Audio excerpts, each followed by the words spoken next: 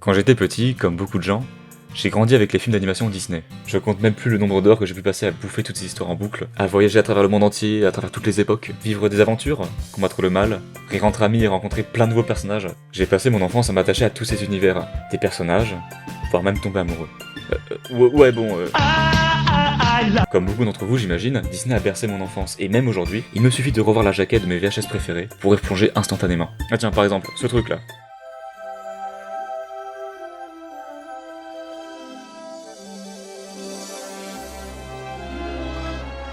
Avouez-le, je suis sûr qu'à vous aussi, ça vous a foutu un sacré coup de nostalgie. Et c'est justement ce sentiment que j'aime retrouver quand je vois un film Disney. Pour l'occasion, aujourd'hui, j'ai ramené du grenier ma vieille collection de films. Tous ceux qui m'ont bercé étant enfant. On se regarde? Ah, Alice, mon Disney préféré. En plus, ça fait super longtemps que je l'ai pas vu. Mais non, on va pas regarder ça, non.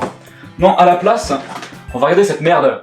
La ferme se rebelle, réalisé par Will Finn et John Stanford, sorti en 2004. Le film est animé en 2D et c'est malheureusement un des derniers avant que Disney ne passe entièrement à la 3D. On rappelle que La Princesse et la Grenouille, sorti en 2010, marque pour eux la fin de ce style d'animation, au cinéma en tout cas. Mais ceci étant dit, on peut commencer le film.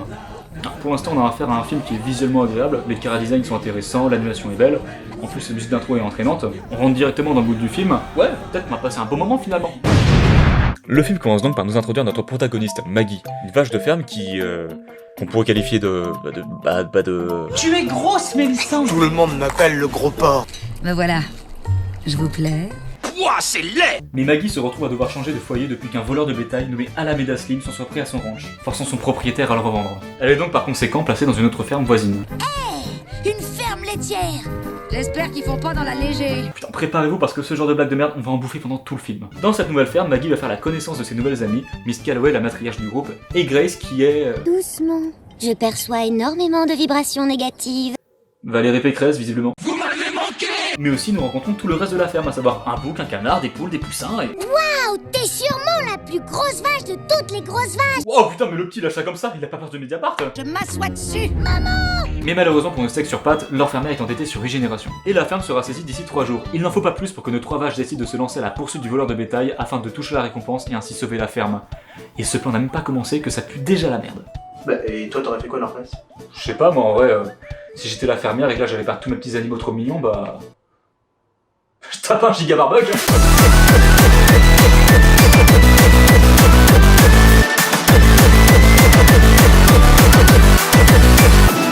Pendant que Grace chante aussi bien qu'un membre de l'Eurovision, on découvre notre nouveau protagoniste, Buck.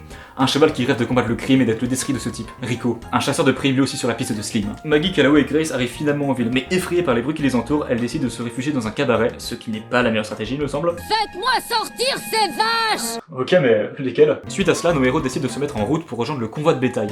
Et là, mais on va rencontrer un gros problème de ce film. Les protagonistes sont nuls et pas attachants, putain. Maggie est conne, Calloway est coincée du cul, et Grace... Auparavant, il faudra qu'on discute de quelques problèmes relationnels liés à ton caractère. Bah elle est elle, quoi. Et quand tu mélanges mais ce bon cocktail de vide scénaristique, bah ça donne ça.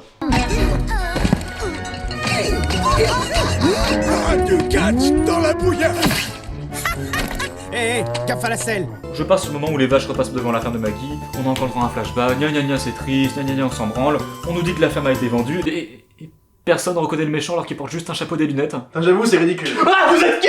Finalement, elles arrivent enfin à leur convoi de bétail rempli de taureaux qui visiblement voudraient bien se taper le cul de la crémière sans passer prendre le beurre. Mais bien sûr qu'on pourrait vous aider. Peut-être même qu'on pourrait s'aider les uns les autres, hein? Oh, ils ont l'air sympas, ces grands gaillards. Malheureusement, la partout attendra car regardez qui voilà, Alameda Slim, le voleur de bétail, le grand méchant de l'histoire. Et on sait tous mais que la force de Disney c'est quoi? C'est ces méchants, des personnages cruels et mémorables qui auront marqué notre enfance. Et ce de par leur machiavélisme, leurs actions, à la fois charismatiques et... Je vole, donc je suis, c'est ma devise. Ça va mieux. Que dire?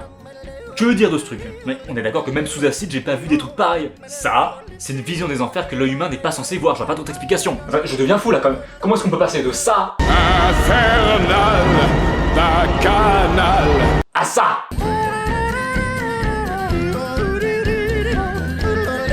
Ouais, c'est pour ça que les gens ils ont pas aimé ce film justement. Ce qui fait la force de Disney, c'est ces histoires, ces personnages, ces méchants. Ouais. Vous avez vu la gueule du méchant là justement? C'est quoi sa backstory, sérieux? Alors attendez, faut qu'on parle de la jaquette quand même. Déjà, comment est-ce que tu peux t'afficher fièrement avec l'étiquette classique au-dessus là? Classique, tu parles aussi classique que ce que tu déposes le matin avant d'aller au taf, c'est tout. Sur l'affiche, bon, rien d'anormal. On retrouve les personnages principaux de ce film, donc John les Talons et ses 3 grosses vaches, ça fera un très mauvais porno. Coco Lapin version Tchernobyl, les 3 petits raloufs et les 2 couilles à ton père. Et attendez, c'est pas tout, il y a même un jeu inclus dans le DVD. Tyrolienne Party. Avec un nom pareil, ça va être qu'un bon jeu. Alors permettez-moi d'enfiler ma chemise de jour du grenier pour vous faire le meilleur test possible.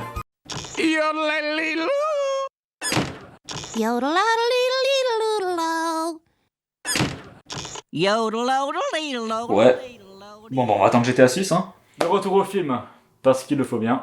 Slim réussit à s'enfuir et Rico se débarrasse de Buck. Du coup, l'enquête continue et c'est enfin l'heure de la séquence vilain. On apprend donc que Slim vole en fait le bétail dans le but d'acheter toutes les fermes du comté, mais bon, on l'avait bien compris vu que le mec cache aussi bien son identité que Ladybug. Heureusement pour lui, mais malheureusement pour nous, Slim est accompagné de 3 acolytes dévoués. Salut Slim! Je vous déteste déjà. Cependant, ce qu'a oublié Slim, c'est qu'il lui manque encore une ferme pour être maître du comté. Celle de nos 3 vaches, comme par hasard. Et s'il ne s'en est jamais rendu compte, c'est pour une très bonne raison. Gil, ai-je raison de supposer qu'à chaque fois que nous avons ramené un nouveau troupeau dans ce repère secret, tu t'es débrouillé pour t'asseoir exactement au même endroit, dissimulant ainsi cette superbe propriété à ma vue?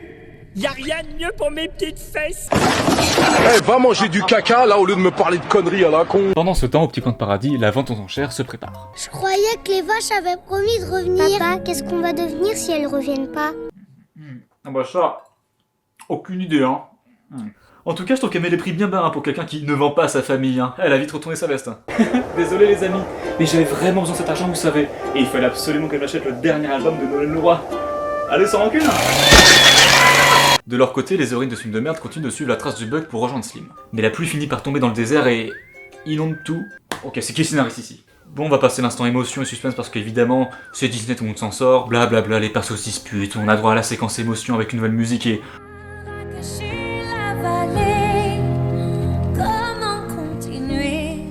Oh bah c'est aussi plat que la petite Gigi, hein. Putain mais personne n'aura la ref. Donc Slim va retrouver Monsieur Whistler et lui revend tous ses taureaux. Buck se fait refouler à l'entrée de la mine un peu comme toi en boîte parce que t'as pas d'amis, mais Maggie, Calloway et Grace arrivent à passer le vigile parce qu'elles sont bien accompagnées. Suite à cela, elles élaborent un plan qu'on pourrait résumer par juste surprise, bagarre, boum, mais bon, je vous laisse Grace vous expliquer. C'est très simple. Wagon, vlan, corde roulée, shérif. Jack, je t'en prie, concentre-toi. J'ai rien compris. Et l'heure de mettre à exécution leur plan finement construit arrive alors. Et c'est reparti pour du yodel. Finalement le plan échoue, mais en fait non. Mais en fait si, et comme tous les films se passant dans des mines, on a évidemment une séquence montagne russe, puis les vaches sont kidnappées et mises dans le train avec le reste du bétail, mais heureusement Rico, le chasseur de primes, arrive à ce moment-là. Mais alors, un terrible plot twist tombe sous nos yeux. Rico est un allié de Slim. Buck devient enfin finalement utile et met une branlée à tout le monde, il libère Maggie, Calloway et Grace, l'équipe Charal prend possession du train pour rejoindre la ferme et ainsi arrêter Slim. Peut-être qu'on pourrait vous aider, non? Peut-être même qu'on pourrait s'aider les uns les autres. Au revoir. Et n'oubliez pas de passer nous voir. Attends quoi? Finalement le train s'arrête mais pile devant la ferme, puis toute la ferme se rebelle Oh putain de ta gueule, je t'en supplie. et révèle l'identité de Slim qui était très bien cachée, je vous le rappelle. Grace fait fermer sa gueule à Slim une bonne fois pour toutes. Bref, tout est bien qui finit bien, la ferme est sauvée, les animaux aussi, les vaches accueillent nos 2 taureaux diplômés d'Harvard ainsi que le bison de Slim. Donc on a un petit peu de BBC pour cette chasseuse de Grace qui a l'air vraiment contente du retour de ces 3 gaillards. Vous m'avez manqué! Tout le monde danse, tout le monde chante, et c'est la fin. Bon alors, qu'est-ce qu'on en pense de La Femme se rebelle? C'est de la merde. Moi bon, j'avoue, j'ai pas grand chose à dire vu que le film parle assez bien pour lui-même. Les personnages sont pas attachants, n'ont pas de profondeur quant à leur humour. Je vais même pas en parler. L'intrigue se contente de suivre un unique fil rouge sans même prendre de risques ni même surprendre. Les musiques sont soit plates et oubliables, ou alors à l'inverse on frôle mais l'hystérie collective. Pour un peu de remise en contexte, Disney en 2004, c'est un peu le bordel. L'entreprise se perd dans des projets de direct ou vidéo qui ne font clairement pas l'unanimité. L'entreprise commence à se faire dépasser par d'autres studios, avec une animation plus avancée, des intrigues fortes, des thématiques poussées philosophiques avec plusieurs couches de lecture. Disney est clairement en train de perdre du terrain sur son propre jeu, là où l'entreprise avait toujours largement dominé. Atlantide, Frères des ours ou putain de Planète au trésor, même si ces films sont dans le cœur des fans aujourd'hui, au box-office à l'époque c'était pas du tout la même. Loin derrière des productions comme Pixar ou DreamWorks simplement. À partir de là, Disney savent qu'ils doivent évoluer et s'adapter au nouveau courant, et c'est pour ça que La Femme se rebelle devait être le dernier film en 2D à la base, avant de tourner la page. Et cette page, bah ça se voit qu'ils avaient hâte de la tourner. On voit clairement le manque d'implication dans ce film, le manque de grandiose et d'émotion. C'est à croire que Disney ne croyait même pas en ce projet, sûrement déjà trop concentré sur ses prochains films comme Chicken Little, The Wild ou Bienvenue chez les Robinson. Donc pour finir, La Femme se rebelle, c'est juste un film sans ambition, sans magie, sans amour, et qui reflète mais rien de ce que le public attend d'un film Disney au final. Tout ce qu'on sent ici, bah, c'est du vide et de la déception. Aujourd'hui encore, mais il y a plein d'enfants qui rêvent grâce à Disney. Des enfants qui sont pas tombés sur ce film. Alors je pense que pour les protéger, faut qu'on le détruise. Allez, venez.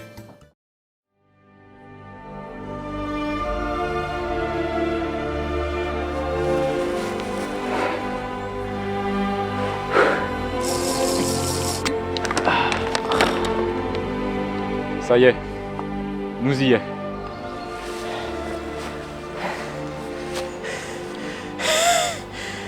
On allait faire quoi ici déjà? Une seule chose peut détruire ce film. Elle arrive, regarde.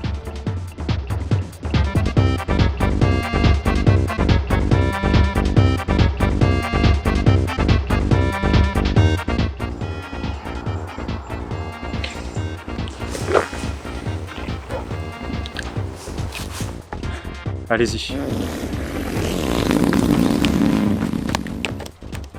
La classe. Très classe, Elio. Et c'est que le premier épisode. C'est dans 10 ans, je m'ennuie.